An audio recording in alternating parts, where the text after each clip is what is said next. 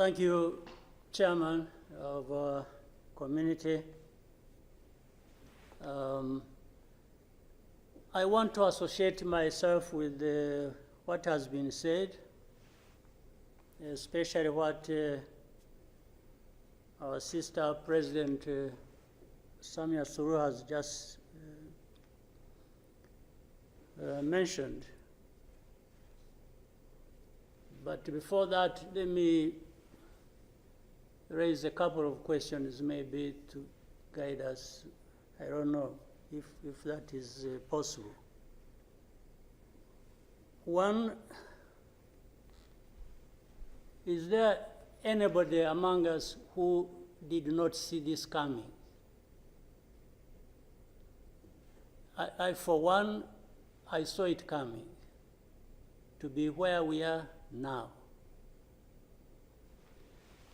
I saw it coming because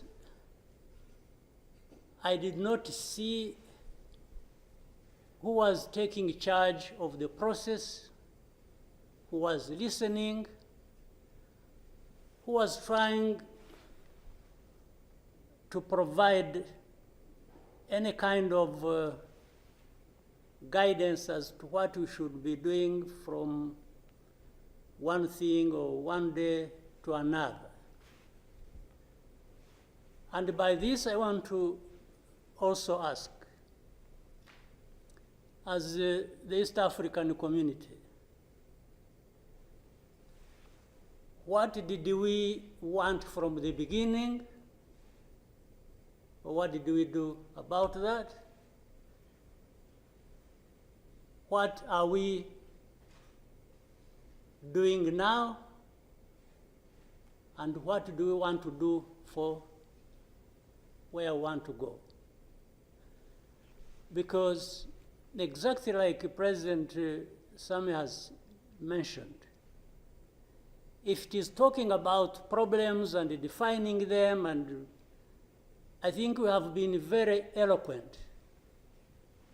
We have talked about all kinds of things.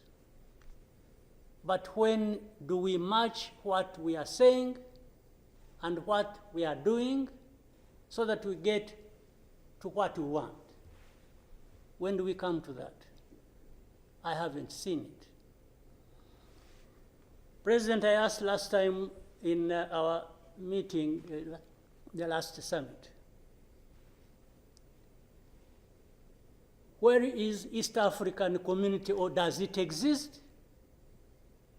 And exist for what?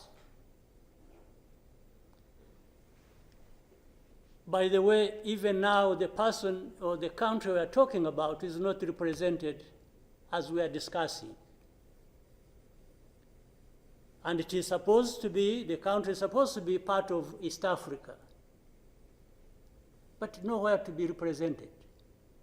So I'm not sure what bearing what we are discussing has on what happens in the process of finding a solution in this country. I'll move on.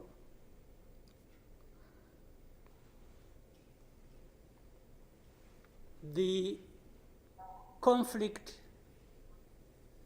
that was created from the time we had the East African community get involved in trying to help in Congo, and later on when the East African force was trying its best and we are seeing progress, Tshisekedi decided they are not doing what he wanted and went to SADC. SADC agreed they would come and do what he wanted and sent everybody packing. And that we complied and kept quiet. What really did we expect to come out of this? Now, worse still, I think even in East Africa itself, ourselves, maybe we have different understanding of what the problem is, and we have never come together to agree or even disagree and find a way to come together finally to do what we ought to do to deal with this problem. Or we simply decided, each country, to move on its own with a different agenda arising out of involvement or whatever in Congo, and that was enough. If your interests were catered for by Tshisekedi, that was fine, even if the others' interests or concerns were not taken care of. You can imagine, therefore, what chaos comes out of that kind of situation.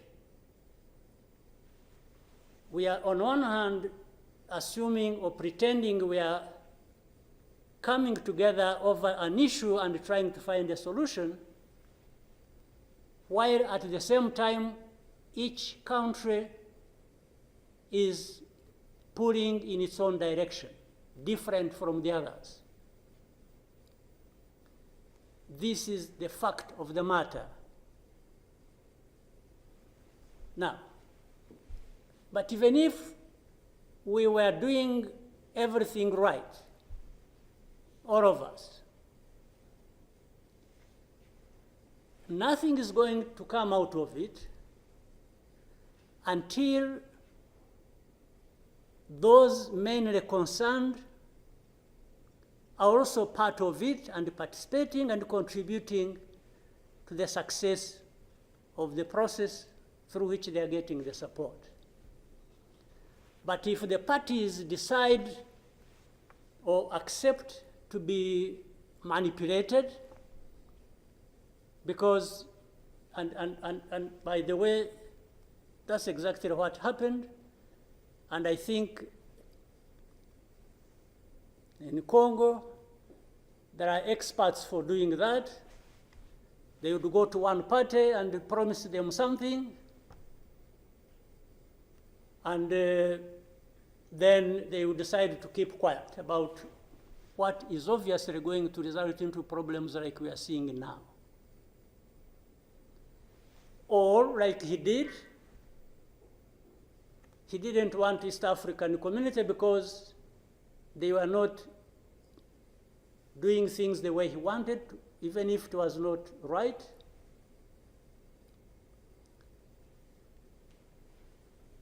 He got rid of them and he decided to bring in SADC. SADC was, without any question, coming to assist Tshisekedi to fight alongside FDLR, these murderers of our people here in this country, to fight against mercenaries, and to have Burundi on ethnic political basis decide to support Tshisekedi in whatever endeavor, including exactly doing what those murderers did to our people and what they are doing in Eastern Congo. They have displaced people, they have killed people, they have persecuted them on a daily basis for who they are. We have refugees here who have been here for the last 20 plus years, just dislocated from Congo and sent to Rwanda because they say these are ethnic Tutsis, and therefore they belong to Rwanda, they don't belong there. And everybody is around.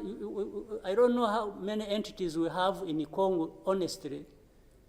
We have MONUSC, we have some DRC, we have mercenaries, we have Burundi, we have FDLR that has joined them, and everybody is there watching this thing, and we pretend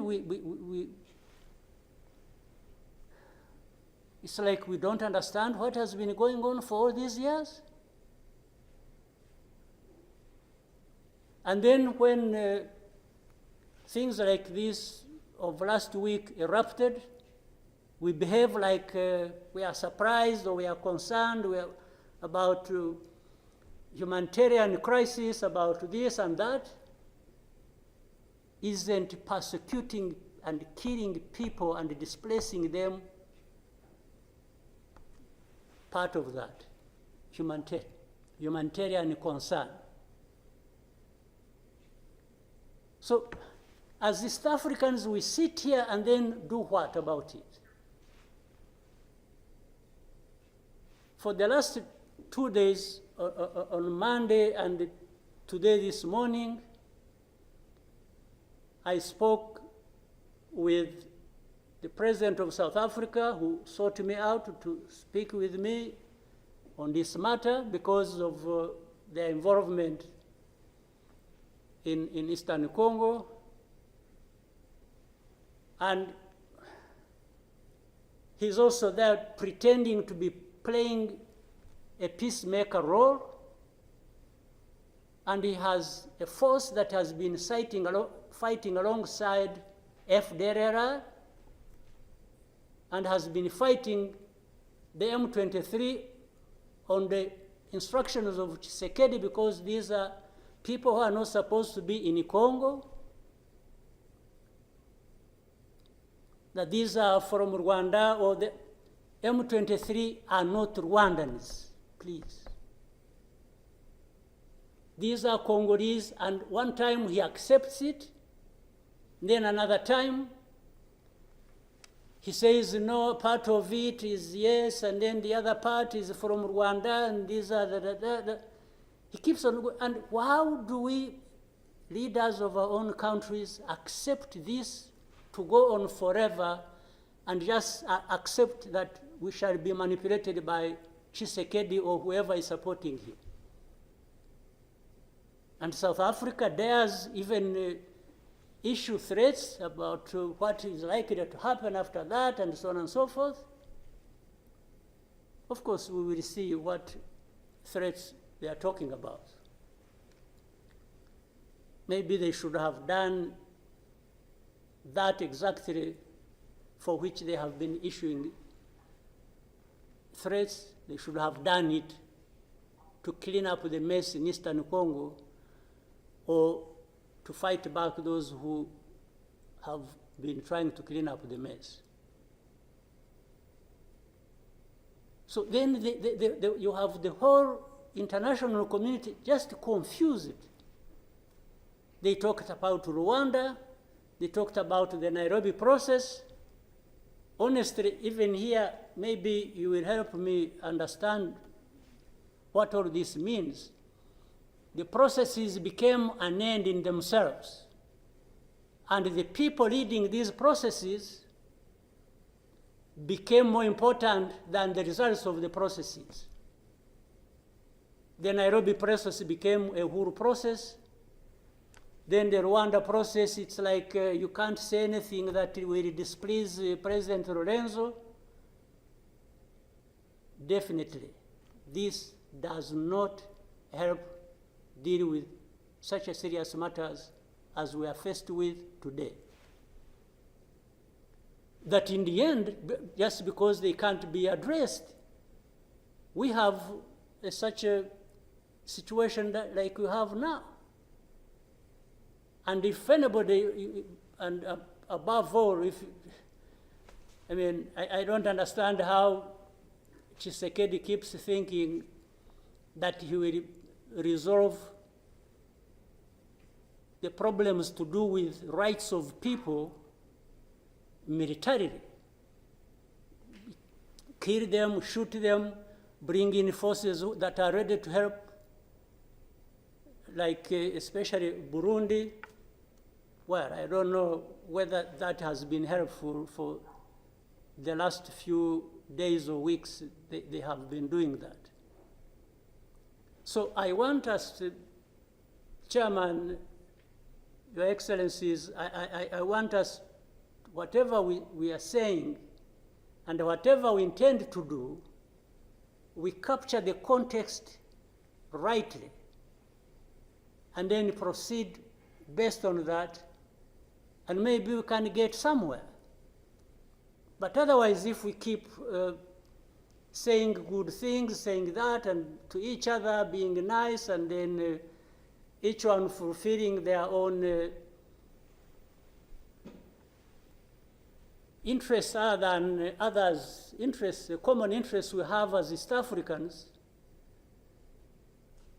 then I don't see how we are going to contribute effectively to finding a solution. But really, to have even had East African community expelled from Eastern Congo and everybody complied and then there was quiet, it's as if it was normal or that is okay. Everything dictated by the country or the person we are trying to help. I didn't understand that. And that's where we are now. That's how we are here, where we are.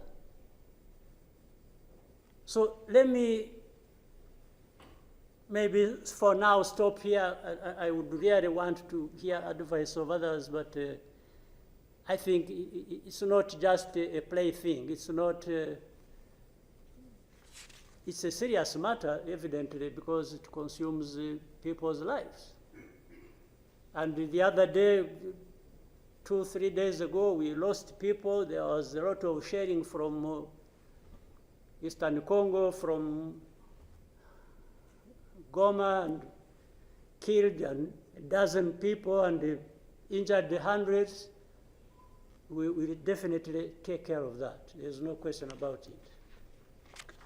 Thank you, Mr. Chairman.